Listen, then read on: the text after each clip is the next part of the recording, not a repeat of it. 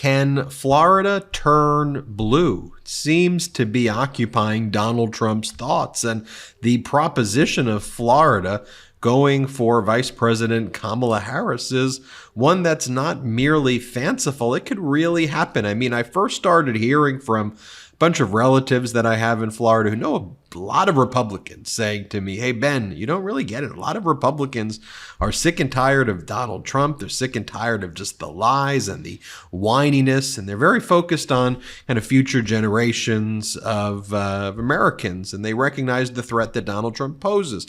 They also blame Donald Trump for the lockdowns that took place because of the way Donald Trump mishandled the pandemic in a devastating fashion. So, of course, that's a bit anecdotal. But then I started seeing the polls. And you have the new Florida poll by FAU Main Street, which has Vice President Kamala Harris within the margin of error, 47% Donald Trump, 45% Vice President Kamala Harris. The new averages by Vote Hub US, taking all of the polls, and there hasn't really been that many of these other top-rated polls, but if you take the trailing 28-day average or so, it's still within the margin of error there as Vice President Kamala Harris takes the lead in Arizona and North Carolina, Michigan, Pennsylvania, Wisconsin, and Minnesota. You know, so we have actual kind of quantitative data.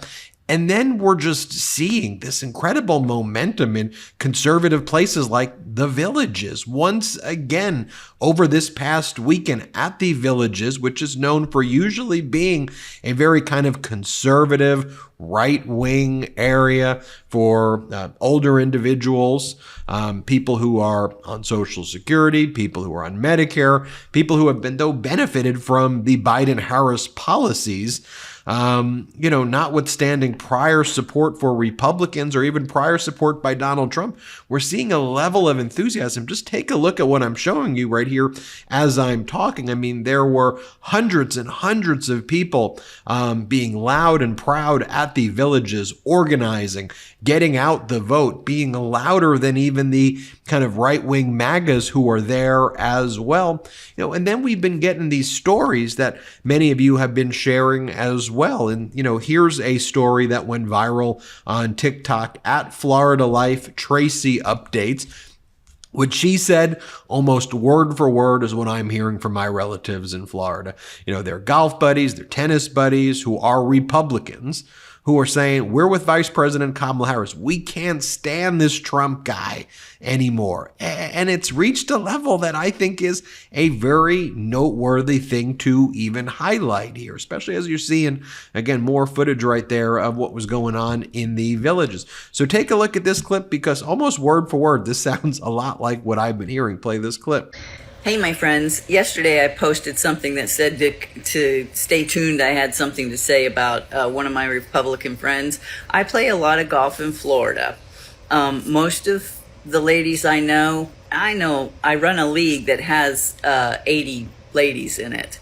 And most of them are Republicans.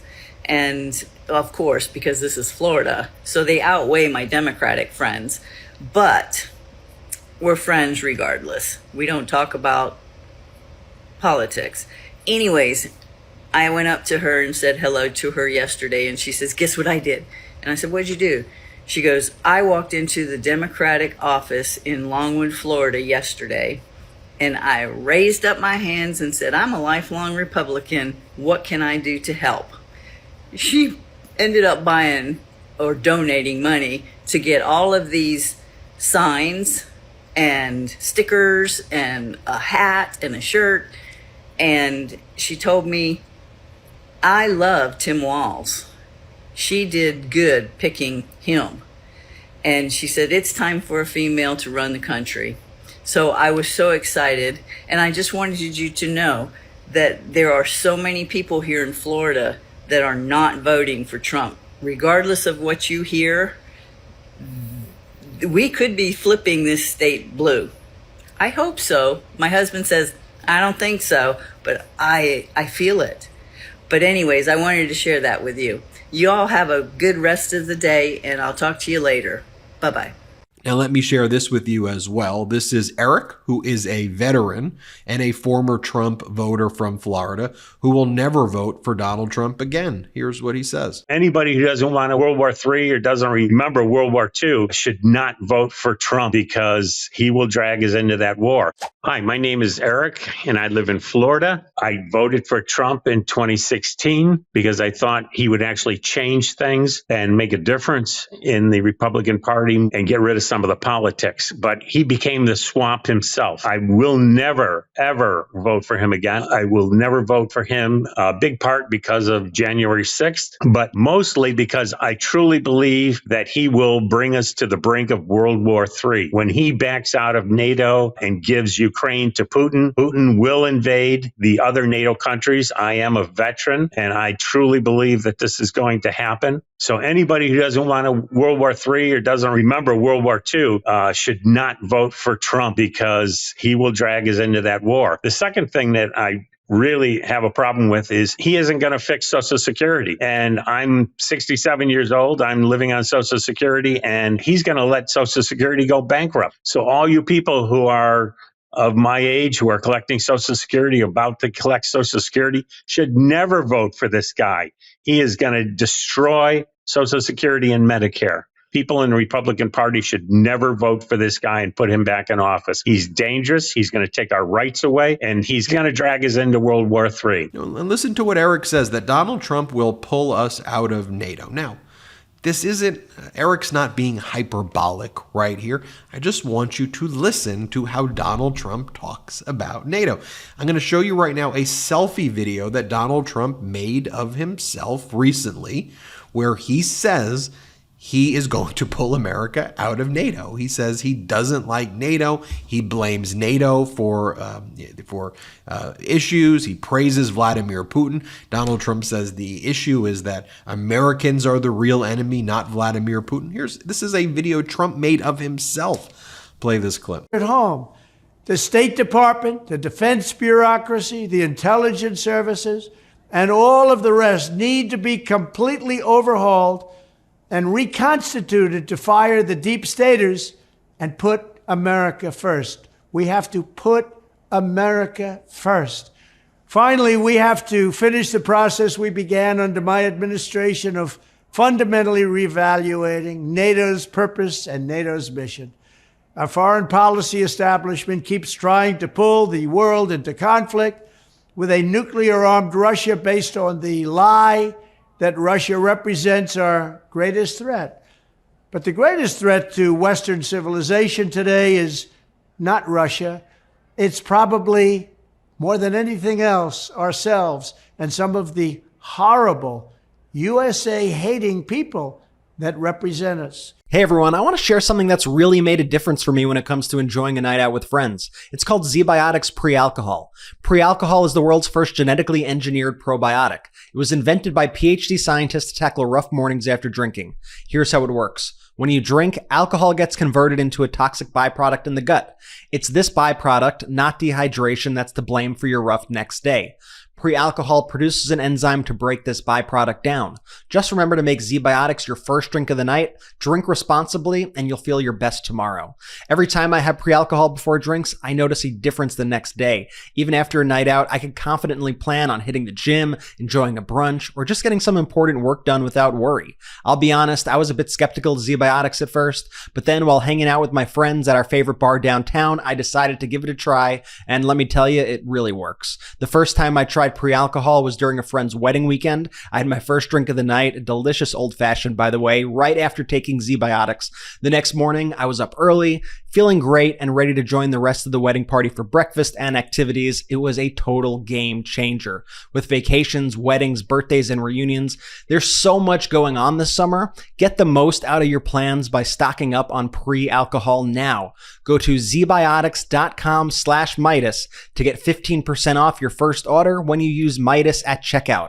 Pre-alcohol is backed with a 100% money-back guarantee, so if you're unsatisfied for any reason, they'll refund your money, no questions asked. Remember to head to zbiotics.com/Meidas, M-E-I-D-A-S, and use the code Meidas at checkout for 15% off. Thank you, ZBiotics, for sponsoring this episode and our good times. Putin couldn't have even made better propaganda for that, yet alone to have the leader of the Republican Party say that. How do we go from Mr. Gorbachev, tear down that wall, to Donald Trump saying that? Over this past weekend, J.D. Vance went on various media outlets and he was asked about Ukraine and Russia's unlawful invasion.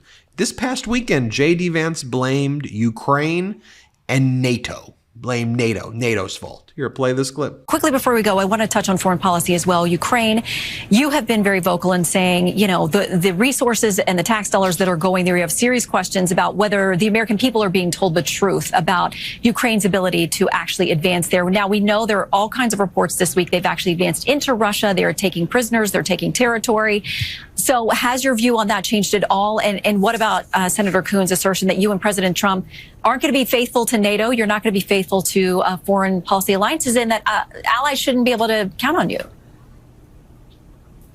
Well, what Chris Coons is saying, look, I like and respect Chris, but he's just wrong here. What Donald Trump and I have said is that there shouldn't be a free lunch for Europe or anybody else. America is not the policeman of the world, and NATO should be a military alliance where Germany, France, and all these other countries pay their fair share rather than relying on American taxpayers to subsidize their defense so they can have generous welfare states while American veterans are sleeping under park benches. It's ridiculous, Shannon. We want NATO to be a real alliance, and the way that it's going to be a real alliance is for Europe to pay up, to do what's necessary, and to allow us to focus on the most pressing foreign policy challenge we have had in nearly a century, and that is China. And that is what Donald Trump and I are going to focus on: rebuilding American factories, bringing more manufacturing jobs back to this country, not allowing the Chinese to build their middle class on the backs of ours. And importantly, if we do that, we will be in a better position to stand up to China for the next 50 years in this country. That is what we've got to focus on, and that's the most important foreign policy problem. Well, we look forward to the president talking more about those tariffs, exactly how they would work. Senator. And that's the thing. That's what he is sounding like, what he speaks like. That's not how Republicans ever talked before. Not how Democrats ever talked before. That's not how Americans have ever talked before. I know that's been kind of normalized in Putin's capture and MAGA's capture of the Republican Party, but that just ain't something that we should be okay with here in the United States of America. So we're going to keep on highlighting that stuff. And like, you just take a look at this. And it's stuff like this too, that when I speak to people in Florida, Republicans, right-wing people, they go, I just have enough of this guy. This guy is, we got to get this guy out of politics. You know, it's stuff like this. When Donald Trump says, he posted, "We had to turn away lots of people yesterday in Wilkes-Barre, Pennsylvania, but Comrade Kamala Harris' social media operation showed empty seats long before the rally started, early in the afternoon, when in actuality, we had to turn away 11,500 people." You know, a lot of the people who I speak to in Florida, especially some of the kind of the people on of an older vintage there, tell me, they go, Ben, we cannot stand this whiny crap. This stuff is too. Vice President Kamala Harris' social media team goes, no, we posted a video of your empty rally while you were speaking. Americans are tired of your lies and slur-filled delusions. It's getting old. And here's the video. You could hear Trump speak and the crowd leaving. Play the clip. Sure. Thank you, Carl. Thank you, Carl. New York, Broome County, PA, Paul Battisti.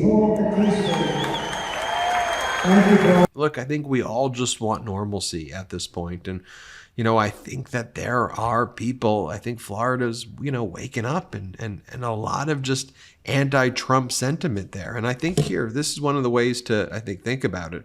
As Christopher Boozy says, approximately 3% of the people who signed up to volunteer to help Harris Walz in Florida are Republican. I now estimate that 3 to 5% of Republican voters who voted for Trump in 2020 will not vote for him in November. Democrats will flip Florida and North Carolina. Democrats are ahead in North Carolina now, and Florida's a possible flip. I'll leave you with that. Hit subscribe. Let's get to 3 million together. Real quick, Meta just changed their algorithm to suppress political content. Please follow our Instagram at MeidasTouch right now as we head towards 400,000 followers so you don't miss a beat.